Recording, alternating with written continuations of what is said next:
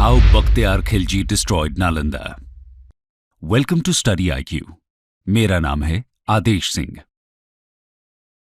साल 1193 एडी बख्तियार खिलजी का नालंदा महावीरा यानी बुद्धिस्ट मॉनेस्ट्री पर आक्रमण होता है।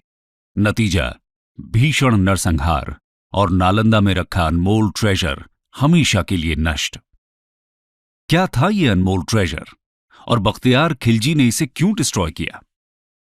और सबसे बड़ी बात, नालंदा पर आक्रमण ही क्यों किया गया? वो न तो किसी राजा का किला था और न ही खजाना जमा किए हुए कोई मंदिर, बल्कि वो तो शिक्षा का प्रचार प्रसार करने वाली एक यूनिवर्सिटी थी। दोस्तों, आज हम अपने इस वीडियो में इन सभी सवालों का जवाब देने की कोशिश करेंगे। तो आइए शुरू करते हैं। इंट्रोडक्शन। नालंदा पर हुए आक्रमण के बारे में जानने से पहले नालंदा के बारे में जानना जरूरी है। दोस्तों, नालंदा महावीरा का उदय 5वीं शताब्दी में माना जाता है। यह विश्व की सबसे पुरानी यूनिवर्सिटीज में से एक है। प्रेजेंट डे बिहार में इसकी लोकेशन है। नालंदा संस्कृत के 3 शब्दों से मिलकर बना है, ना, अलम, दा, जिसका अर्थ होता है ना रुकने वाला ज्ञान का प्रवाह। नालंदा महावीरा की जानकारी हमें हुएन सैंग और इत्सिंग जैसे चाइनीज ट्रैवलर्स के अकाउंट से मिलती है। ह्यूएन सैंग 7th सेंचुरी में नालंदा आते हैं। वो इसकी स्थापना का श्रेय गुप्ता वंश के शासक कुमार गुप्ता वन को देते हैं। ह्यूएन सैंग लिखते हैं कि यहां 10,000 मंक्स और 1,510 टीचर्स रहते थे। मतलब ये एक रेजिडेंशियल यूनिवर्सिटी हुआ करती थी। नालंदा में China, Japan, Korea, Indonesia, Persia, Turkey और श्रीलंका जैसे देशों से लोग पढ़ने के लिए आते थे। यहां बुद्धिज्म के साथ साथ astronomy, mathematics, philosophy, medicine, grammar जैसे सब्जेक्ट्स की शिक्षा भी दी जाती थी। यहां तक कि उपनिषद्स के कुछ ओरिजिनल मैन्युस्क्रिप्ट्स भी यहां मौजूद माने जाते थे। साथ ही यहां स्टूडेंट्स को कोई फीस भी नहीं देनी होती थी। यहां पढ़ने वालों में हर्षवर्धन, वासुबंधु, धर्मपाल, नागार्जुना, पद्मसंभव और ह्यूएन सैंग जैसे बड़े बड़े नाम शामिल थे। ऐसा भी माना जाता है कि ग्रेट एस्ट्रोनॉमर और मैथमेटिशियन आर्यभट्ट इस यूनिवर्सिटी के हेड रहे थे। ज्ञान का ये केंद्र लगभग 800 सालों तक ऐसे ही फलता फूलता रहा। लेकिन 12th सेंचुरी में अचानक ये अतीत के अंधेरों में खो जाता है। इसके पीछे की कहानी बड़ी रोमांचक है। Invasion of Nalanda. दोस्तों, नालंदा पर एक नहीं 3 आक्रमण हुए थे। पहले 2 आक्रमण के बाद इसे फिर से रीबिल्ड कर लिया गया था, लेकिन तीसरा आक्रमण इसके लिए फेटल साबित होता है। सबसे पहला आक्रमण स्कंदगुप्त के समय 455 to 467 एडी मिहिर कुल के नेतृत्व में हुनर्स ने किया था। हुनर्स बेसिकली सेंट्रल एशियन ट्राइब्स के एक ग्रुप को कहते हैं जो खाइबर पास के थ्रू इंडिया में एंटर करते हैं। 4th और 6th सेंचुरी सीई के बीच यानी कि गुप्ता एम्पायर के समय हुनर्स के इन्वेजन इंडिया पर हुए थे। लेकिन स्कंदगुप्त के सक्सेसर्स न सिर्फ नालंदा को रिस्टोर करते हैं, बल्कि और भी बड़ी बिल्डिंग बनाकर इसे इंप्रूव कर देते हैं। नालंदा पर दूसरा आक्रमण अर्ली 7th सेंचुरी में बंगाल के गौदास राजवंश के द्वारा किया गया था। इस आक्रमण के बाद बुद्धिस्ट किंग हर्षवर्धन नालंदा को रीबिल्ड करते हैं। तीसरा और सबसे घातक आक्रमण था टर्किश इन्वेडर बख्तियार खिलजी का। नालंदा पर इसका आक्रमण 1193 एडी में हुआ था। आइए इसके पीछे की कहानी को डिटेल में समझते हैं। Why Bakhtiyar Khilji destroyed Nalanda. दोस्तों, ऐसा कहा जाता है कि बख्तियार खिलजी एक बार बहुत बीमार पड़ गया था। बहुत से उपाय और हकीमों के इलाज के बाद भी सेहत में कुछ सुधार नहीं हो रहा था। ऐसे में किसी ने सलाह दी कि नालंदा महावीरा के प्रिंसिपल राहुल श्री भद्र इलाज कर सकते हैं।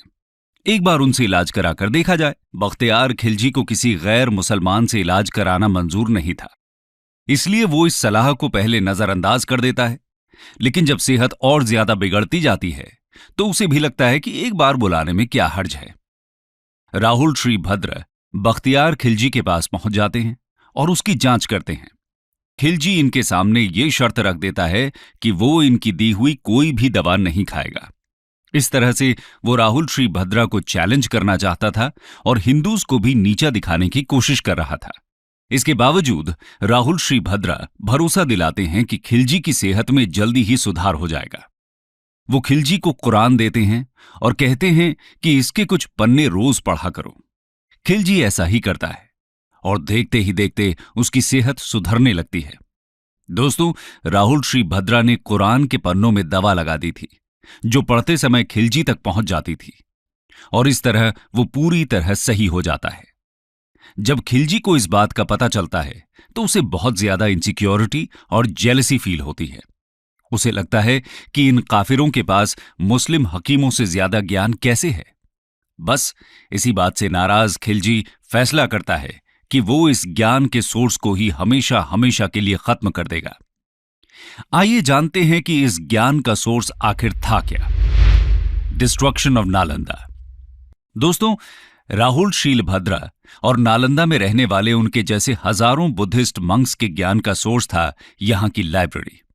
नालंदा के पास उस वक्त दुनिया की सबसे बड़ी लाइब्रेरी थी।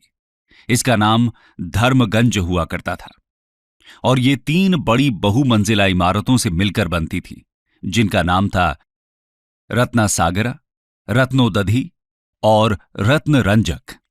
इसमें करीब 90 लाख किताबों का संग्रह था। खिलजी को जब इस बात का पता चलता है तो वो नालंदा पर आक्रमण करने का फैसला करता है। हजारों की संख्या में यहां रह रहे बुद्धिस्ट मंक्स की बेरहमी से हत्या कर दी जाती है। बहुत से स्कॉलर्स को तो जिंदा ही जला दिया जाता है। खिलजी की सेना निहत्थे बौद्ध भिक्षुओं पर भूखे भेड़ियों की तरह टूट पड़ती है। चारों तरफ कत्लेआम मच जाता है। उसके बाद यहां की लाइब्रेरी में आग लगा दी जाती है। कंटेम्पररी हिस्टोरियन मिनहाज सिराज अपनी किताब तबाकत नसीरी में लिखते हैं कि किताबों को पूरी तरह जलने में 3 महीने लग जाते हैं। इससे आप समझ सकते हैं कि कितना विशाल संग्रह रहा होगा यहां किताबों का। इनमें से बहुत सारी मैन्युस्क्रिप्ट्स यहां ओरिजिनल फॉर्म में थीं, जो कि दोबारा कभी रिकवर नहीं की जा सकी। कंक्लूजन। दोस्तों, खिलजी ने सिर्फ एक यूनिवर्सिटी को ही डिस्ट्रॉय नहीं किया, बल्कि एक पूरे ट्रेडिशन को तबाह कर दिया। यह आक्रमण इतना भयानक था कि रीबिल्ड करने के लिए नालंदा में कुछ बचा ही नहीं था। रह जाते हैं तो सिर्फ कांधार में बनी इमारत के कुछ अवशेष, जो समय के साथ मिट्टी में दफन हो जाते हैं। नालंदा को डिस्ट्रॉय करने के बाद खिलजी बिहार में ही 2 और यूनिवर्सिटीज, विक्रमशिला और उदंतपुरी को भी डिस्ट्रॉय कर देता है। यह सिर्फ भारत का नुकसान नहीं था, बल्कि पूरे विश्व का नुकसान था। सिर्फ एक व्यक्ति की जलन और इनसिक्योरिटी की वजह से हजारों वर्षों का ज्ञान संग्रह जलकर राख हो जाता है। भारत जैसा कल्चर, जहां किताब के एक पन्ने को फाड़ना भी पाप माना जाता है, उसके इतिहास में होने वाली ये घटना सच में शर्मसार करती है। दोस्तों, नालंदा के लॉस्ट ट्रेजर को तो हम फिर से जीवित नहीं कर सकते, लेकिन इंडियन गवर्नमेंट ने नालंदा महावीरा को फिर से एजुकेशन के हब के रूप में डेवलप करना जरूर शुरू किया है। इसका आइडिया पहली बार 2006 में former late president APJ Abdul Kalam ने प्रपोज किया था। फाइनली इंडियन पार्लियामेंट ने नालंदा यूनिवर्सिटी एक्ट 2010 पास करके यहां फिर से यूनिवर्सिटी बनाने का डिसीजन लिया। जाने माने इकोनॉमिस्ट अमर्त्य सेन को यूनिवर्सिटी की गवर्निंग बॉडी का चेयरमैन भी बनाया गया। 2014 से नालंदा यूनिवर्सिटी में एडमिशंस भी शुरू किए जा चुके हैं। अपनी पुरानी ग्लोरी तक पहुंचने के लिए तो नालंदा को अभी लंबा सफर तय करने की जरूरत है, लेकिन हम उम्मीद करते हैं कि सरकार का यह प्रयास भारत को एजुकेशन के फील्ड में एक बार फिर से विश्व गुरु बनने में जरूर सार्थक सिद्ध होगा।